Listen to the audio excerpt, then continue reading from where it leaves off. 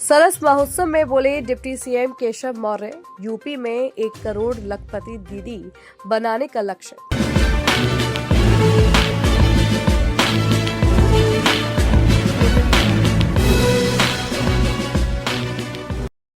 कौशाम्बी जनपद में उप मुख्यमंत्री केशव प्रसाद मौर्य सरस महोत्सव कार्यक्रम में शामिल हुए। यह कार्यक्रम बाबू सिंह डिग्री कॉलेज सायरा के मैदान में आयोजित किया गया, जहां उनका गर्मजोशी के साथ स्वागत किया गया। मंच से अपने संबोधन में डिप्टी सीएम ने स्वयं सहायता समूहों की महिलाओं को आत्मनिर्भर बनाने पर जोर दिया। उन्होंने कहा कि प्रधानमंत्री के लक्ष्य के अनुसार देश में 6 करोड़ लखपति दीदी बनाने का अभियान चल रहा है। उत्तर प्रदेश में 1 करोड़ लखपति दीदी बनाने का लक्ष्य रखा गया है। उन्होंने बताया कि कौशाम्बी जिले में करीब 1,54,000 महिलाएं स्वयं सहायता समूहों से जुड़ी हुई हैं। डिप्टी सीएम ने कहा कि महिलाओं को रोजगार से जोड़ने के लिए सरकार लगातार योजनाएं चला रही है। यदि कोई 1 करोड़ रुपए की खाद्य प्रसंस्करण या खाने पीने की से जुड़ी यूनिट लगाता है तो उसे 35 लाख रुपए तक की सब्सिडी दी जाएगी, ताकि महिलाएं आत्मनिर्भर बन सके। कहे थे कि हम देश में 3 करोड़ दीदियों को लखपति दीदी बनाएंगे। अब वह 3 करोड़ की जगह 6 करोड़ दीदियों को लखपति दीदी बनाने का ऐलान कर दिया। पहले हम उत्तर प्रदेश में 30 लाख दीदियों को लखपति दीदी बनाना चाहते थे। अब हम उत्तर प्रदेश में जब प्रधानमंत्री जी ने 6 करोड़ का लक्ष्य लिया तो 1 करोड़ उत्तर प्रदेश के अंदर बनाने का काम करेंगे।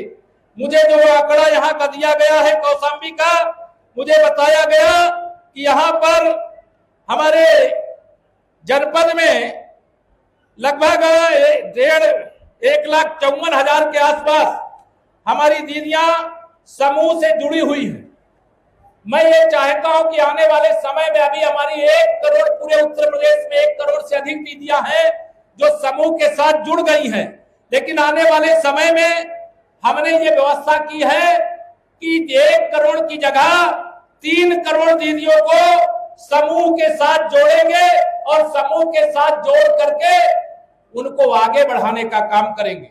आप सब यहाँ जो आई हैं दीदियां, मैं उनको एक और बात बताना चाह रहा हूं। कई लोग अपने समूह से छोटे छोटे सामान बना रहे हैं। कोई पापड़ बना रहा है, कोई गुजिया बना रहा है, कोई पेठा बना रहा है। ये सब खाद्य प्रसंस्करण की यूनिट है। अगर आप में से कोई भी इस प्रकार का काम, मैं उदाहरण दे रहा हूं 2-3 सामानों का, खाने का कोई भी सामान अगर आप बनाना चाह रही हो तो खाने के बनाने का सामान के लिए अलग व्यवस्था है। अगर आप 1 करोड़ रुपया की यूनिट लगाओगी तो हमारा यहाँ पर स्टॉल लगा हुआ है खाद्य प्रसंस्करण विभाग का, वहां जाइएगा और 1 करोड़ की यूनिट लगेगी तो उसमें 35 लाख रुपया तो अनुदान दिया जाएगा, सब्सिडी दी जाएगी। और आपकी जो यूनिट लगेगी उसमें सोलर की व्यवस्था की जाएगी, जिससे बिजली का बिल आने में खर्चा कम आए। अगर सोलर लाइट लगाने में 10 लाख रुपया खर्चा होगा तो 9 लाख रुपया सरकार आपको देने का काम करेगी। केवल आपको 1 लाख रुपया खर्चा करके इसको आगे बढ़ाने का काम करना है। मैं आप सबको यहाँ यह भी बताना चाह रहा हूं कि आने वाले समय में आप बताओ, अपने यहाँ समूह में पहले जब माननीय मोदी जी, आदरणीय योगी जी के नेतृत्व में भारतीय जनता पार्टी की सरकार नहीं थी तो क्या समूह की ताकत इस प्रकार की थी क्या? बताओ, दोनों हाथ उठा के बताओ, थी क्या ताकत? आप बताओ, जब समाजवादी पार्टी की सरकार थी तो घर से निकल करके यहां आने में डर लगता था कि नहीं लगता था? अब डर लगता है क्या? दोनों हाथ उठा के बताओ दीजिए, अब डर लगता है क्या? अब कानून व्यवस्था चुस्त दुरुस्त है। गुंडों अपराधियों के खिलाफ सख्त से सख्त कार्रवाई करने की हमारी सरकार ने यह छूट दे करके रखी है। इसलिए आप सबसे मैं कहना चाहता हूं, पहले घर वाले, अगर कोई घर की महिला समूह से जुड़ना चाहे तो जुड़ना नहीं चाहती थी। बताओ, सही है कि नहीं सही है? अब जुड़ना चाहती है कि नहीं सभी महिलाएं? दोनों हाथ रख लो, जुड़ना चाहती है कि नहीं जुड़ना चाहती? आज आप अपने गांव से आई होंगी और जो आपके गांव की दूसरी महिलाएं वो नहीं आ पाई होंगी, उनको लगता होगा देखो हमारे गांव से ये दीदी तो घर से बाहर निकलती है, बढ़िया व्यापार करती है, कोई ना कोई सामान बनाती है, कुछ ना कुछ कमाई करती है, और जब वो कमाई नहीं करती तो उनके मन में भी होता है कि मैं भी कमाई करूं। तो आप सबको यहाँ जिले के सारे अधिकारियों की उपस्थिति में 6 महीने के अंदर जितने समूह के अंदर हमारी दीदियां जुड़ी हुई हैं, इन समूहों की शक्ति को बढ़ा करके हम लोग अब तिगुना करने वाले हैं। कौशाम्बी में लगभग 4 लाख परिवार की एक एक दीदी को समूह से जोड़ना है। जोड़ोगी? दोनों हाथ जोड़ोगी? ये जोड़ने का काम करना है। और आपको एक और बात बता दूं, अभी हम लोगों ने, आप सब सुनती होंगी, एक बलरी दुग्ध प्रोड्यूसर कंपनी है, समूह के माध्यम से चलती है, कई 100 करोड़ का टर्नओवर है। मैं कौशाम्बी की दीदियों के लिए भी ये चाहूंगा कि जो प्रयाग की दुग्ध प्रोड्यूसर कंपनी समूह के माध्यम से संचालित होने वाली है, उसमें जो दीदियां यहाँ पर हैं, अगर गाय भैंस पाल करके दूध का उत्पादन करके डेली हजारों रुपया का दूध बेचने का मौका मिले तो आप काम करने को तैयार हो? दोनों हाथ पर तैयार हो? तो यह काम भी हम शुरू करवाने जा रहे हैं।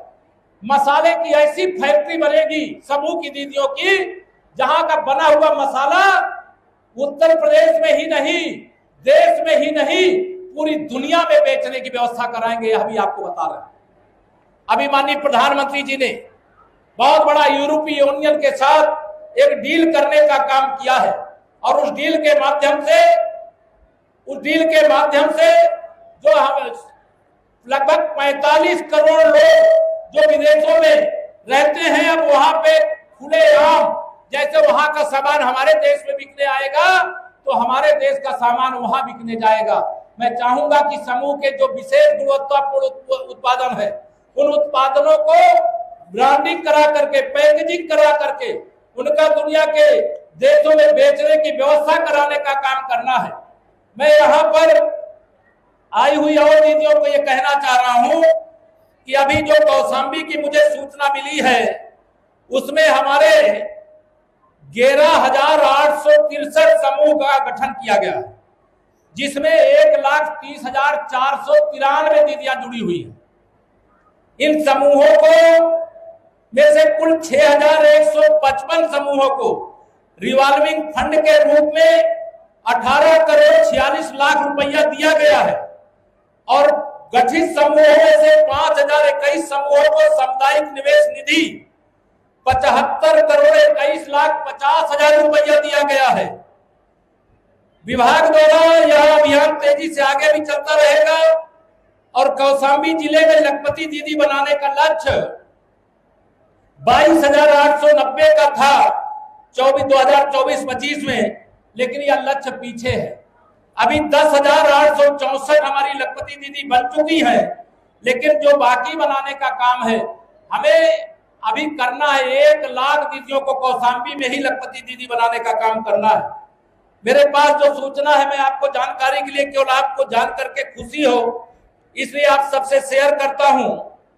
हमारे उत्तर प्रदेश में 1 करोड़ 3 लाख दीदियां समूह से जुड़ी हुई हैं। 1 करोड़ 3 लाख, इसमें 9,31,000 समूह हमारे हैं। 28,000 से अधिक दिव्यांगों को 4,374 स्वयं सहायता समूहों के माध्यम से उनका कौशल विकास किया गया, जिससे कौशल विकास माने उनको कुछ सिखाया गया है। जैसे अभी हमारी ई रिक्शा वाली दीदी कह रही थी कि हम ई रिक्शा चलाना सिखा सकते हैं, एक चलाती है। आप में से कई दीदियां ऐसी होंगी, अगर ई रिक्शा मिल जाए तो आप भी चला सकती हो कि नहीं चला सकती हो? कौन कौन चला सकता है? हाथ उठा के बताओ जरा।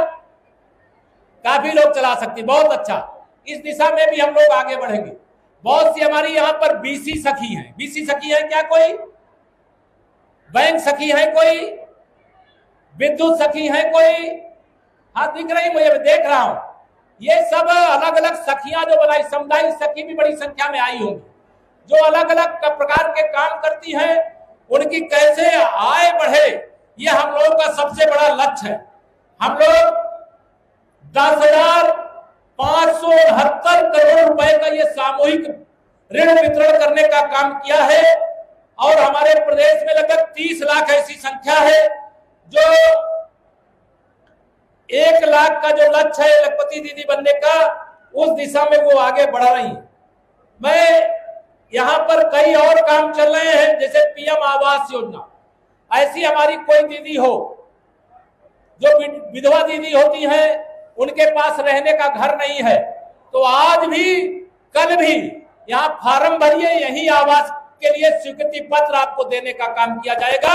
और आप यह भी सूचना लेकर के जाइए, अपने गांव में जाइए, अगर आपके गांव में कोई ऐसी महिला है जो विडो है, जिसके पास रहने का घर नहीं है, उसको मुख्यमंत्री आवास योजना का स्वीकृति पत्र इसी मंच से कल सौंपने का काम करेंगे। अधिकारियों ने प्रयास किया, मुझे बताया कि कई लोगों का नाम आया है, कोई दिव्यांग है उनको भी आवास मिल सकता है, कोई कुष्ठ रोग से ग्रसित है उसको भी मिल सकता है, जो इस पात्रता श्रेणी में है उनको सबको हम लोग इस प्रकार का लाभ दिलाने का काम करेंगे। हमारी सरकार सबका साथ सबका विकास करती है। गरीबों को अमीर बनाने के लिए सरकारी खजाने में पैसे का कमी नहीं है कोई। कई बार लोगों को लगता है कि पैसा कहां से आएगा। सरकार ने गरीबों को अमीर बनाने की योजना बना लिया है।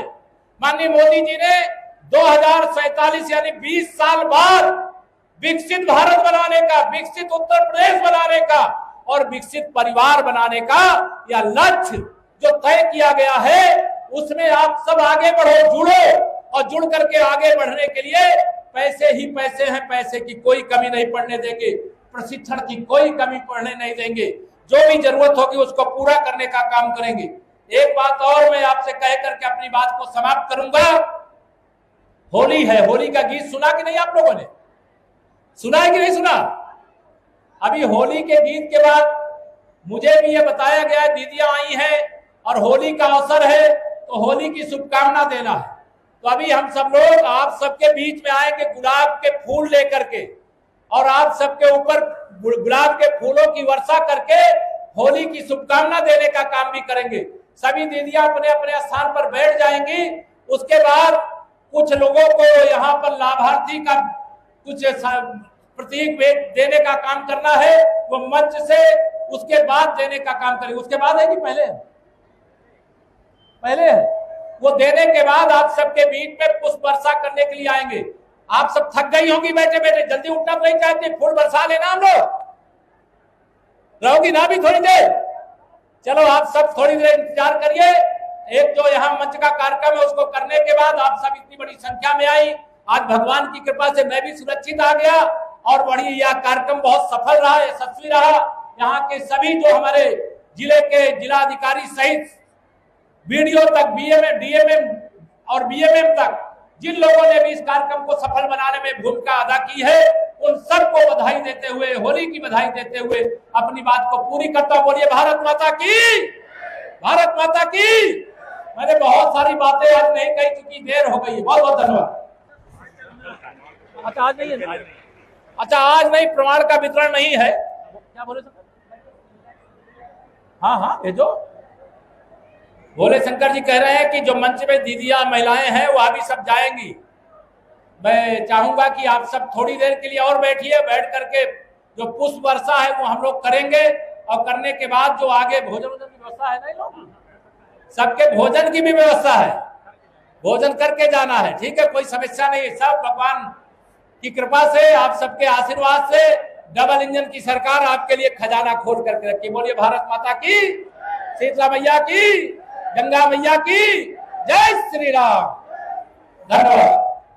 बहुत बहुत धन्यवाद महोदय। और मैं धन्यवाद करती हूँ हमारे बीच उपस्थित माननीय मुख्यमंत्री जी का एवं उनकी अर्धांगिनी का।